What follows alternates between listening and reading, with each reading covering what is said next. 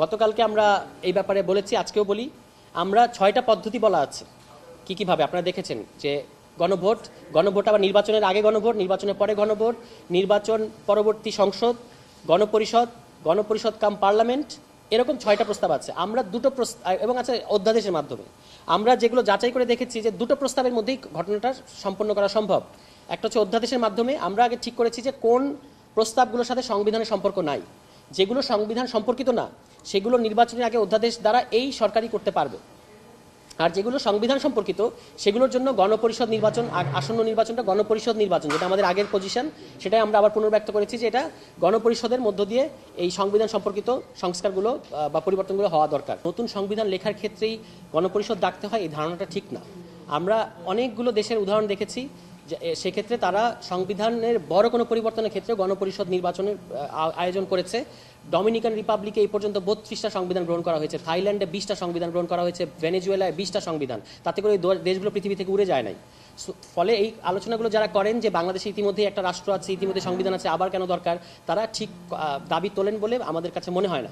আমরা বলেছি যে গণপরিষদের মাধ্যমে কারা গণপরিষদে যাবে, জনগণের নির্বাচিত প্রতিনিধিরাই গণপরিষদে যাবে। অর্থাৎ আগামী সরকারকে সিদ্ধান্ত নিতে হবে জাতীয় রাজনৈতিক ঐক্যমত্যের ভিত্তিতে যে আগামী নির্বাচনটা গণপরিষদ নির্বাচন হবে, অর্থাৎ যারা নির্বাচনের মধ্যে দিয়ে বিজয়ী হবে, জনগণ যাদেরকে ভোট দেবে, তারা গণপরিষদ সদস্য হিসেবে সংসদে, যেটাই বলি বা মানে কনস্টিটিউয়েন্ট অ্যাসেম্বলি, সেখানে তারা যাবে। এবং আমরা এইটা বলেছি যে গণপরিষদ তো একটা স্বল্প মেয়াদের ব্যাপার, সেটা 120 দিন হতে পারে, 6 মাস হতে পারে। গণপরিষদ শেষ হওয়ার পরে ওই নির্বাচিত বডি পার্লামেন্টের রূপ নিতে পারে, এরকম উদাহরণ পৃথিবীর অনেক জায়গায় আছে, যেটা আমাদের আগেরই প্রস্তাব। কমিশন কিন্তু যেভাবে বলেছে, আপনারা খেয়াল করবেন তাদের ভাষাটা, যে গণপরিষদ ও আইনসভা হিসেবে নির্বাচিত সংসদ।